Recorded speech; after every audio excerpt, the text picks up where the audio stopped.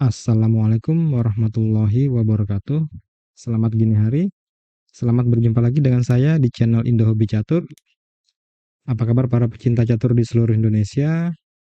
Kali ini saya akan mereview satu permainan dari Magnus Carlsen melawan Richard Rapport. Masih dari ajang Tata Steel Chess Master 2023 yang berlangsung di Wannsee, Belanda. Oke, mari kita lihat permainannya seperti apa. Magnus membuka dengan pion ke E4, lalu pion ke E5, kuda ke F3, lalu kuda ke F6. Pertahanan Petrov, kuda memakan pion di E5, lalu pion D6, mengancam kuda, kuda ke D3, lalu kuda memakan pion di E4, menteri E2 mengancam kuda, menteri ke E7, kuda ke F4, lalu pion ke C6, menjaga petak D5 dari kuda, pion F3, mengancam kuda, kuda kembali ke petak F6, dan pion D4. Setelah ini, normalnya hitam jalan pion ke E5, pertukaran menteri, kuda ke B7, atau pion ke B5. Tapi Rapport memilih langkah gajah ke F5. Ini adalah langkah baru dalam varian ini, dengan maksud untuk mengawasi petak C2 dan D3. Lalu pion ke C4, menambah penguasaan di pusat dan mencegah kuda hitam berpindah ke petak D5. Pion ke H5, kuda ke C3, kuda ke A6, dengan rencana manuver kuda ke petak B4, lalu ke petak C2 ataupun D3. Raja ke F2, kuda ke B4, menteri ke D1, memberi jalan bagi gajah petak putih untuk mengawasi petak D3. Setelah ini, hitam bisa melangkahkan menteri ke D8 atau ke C7. Jika dilanjut dengan pion ke A3, mencoba mengusir kuda, lalu kuda ke C2, mengancam benteng, benteng ke A2, lalu menteri ke B6. Dengan maksud mengancam pion di D4, agar hitam bisa menguasai pusat papan. Kita kembali, setelah putih melangkahkan menterinya ke D1, hitam melanjutkan dengan rokade. Ini adalah langkah yang kurang akurat. Lalu kuda ke D3, dengan maksud untuk melakukan pertukaran kuda, tentunya tidak dengan pion ke A3, lalu kuda bisa ke C2 dan mengancam benteng, dan benteng harus berpindah ke A2. Dalam kondisi ini tentunya putih akan tertekan karena keberadaan kuda di dalam pertahanan putih. Setelah kuda ke D3, hitam melanjutkan dengan pion ke D5. Putih menolak pertukaran dan Magnus melangkahkan pion ke C5. Lalu kuda memakan kuda di D3. Di sini jika hitam memilih untuk memakan kuda dengan gajah, setelah gajah memakan gajah, kuda ke E4 skak, pion F memakan kuda, menteri ke F6, dan raja berpindah ke petak E2, lalu menteri memakan D4, gajah mundur ke petak B1, menteri ke C4 skak, jika ditutup kembali dengan gajah, menteri maka akan kembali ke petak D4. Dalam posisi ini, kedudukan relatif seimbang, dengan hitam menguasai pusat, meskipun putih unggul satu perwira.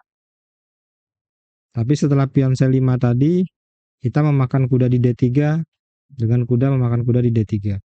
Lalu gajah memakan kuda di D3, lalu kuda ke E4 skak. Ini adalah langkah terbaik. Dengan kondisi raja putih yang sudah tidak bisa rokade, hitam terus menekan di sayap raja. Kemudian ini harus dimakan, lalu pion F memakan kuda di E4, pion D memakan pion di E4, lalu gajah ke E2.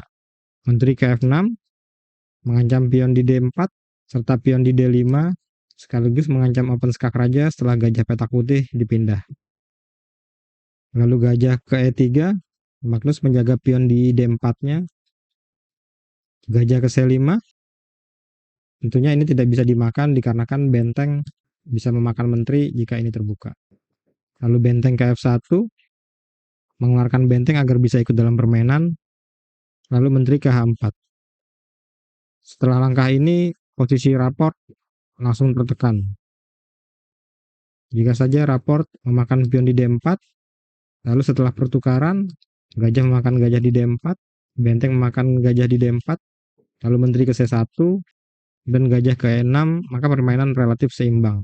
Meskipun putih unggul dalam jumlah perwira, namun posisi buah hitam lebih baik.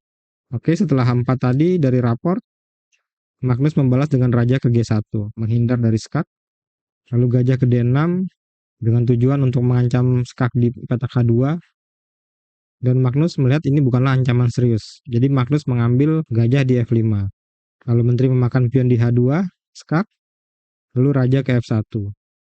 Menteri ke H1, skak, ditutup dengan gajah ke G1, lalu pion ke G6, mengancam benteng, benteng memakan pion di F7, lalu benteng H ke F8, dilindungi dengan gajah ke C4, lalu gajah H2, mengancam gajah di petak G1, menteri ke F2, dan benteng memakan benteng di F7. Lalu gajah memakan benteng di F7, benteng ke F8, dan tentu saja Magnus melindungi gajahnya dengan menteri ke B3. Kemudian raport mengambil gajah di G1, gajah memakan gajah di G1, skak, dan benteng memakan gajah di G1, mengancam menteri, menteri ke H4, skak, raja berpindah ke E2, menteri ke G4, skak, raja ke D2, dan menteri ke F4, dengan tujuan untuk mengambil gajah di petak F7. Lalu raja ke D1. Setelah benteng memakan gajah di F7, lalu kuda ke E2 mengancam menteri, dan menteri ke F5. Dan setelah langkah ini, tanpa basa-basi, Magnus langsung mengajak pertukaran menteri untuk menambah keunggulan. Menteri ke H3.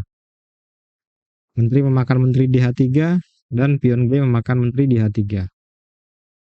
Benteng ke F3, tentu saja dengan keunggulan satu perwira, Magnus langsung mengajak untuk menukar bentengnya. Dan di sini setelah langkah ke-36 dari Magnus, Richard Rapport menyerah dikarenakan hitam tidak mungkin menang karena putih unggul satu perwira. Sekian saja review kali ini dari saya. Terima kasih karena sudah menonton. Semoga Anda menikmati video kali ini.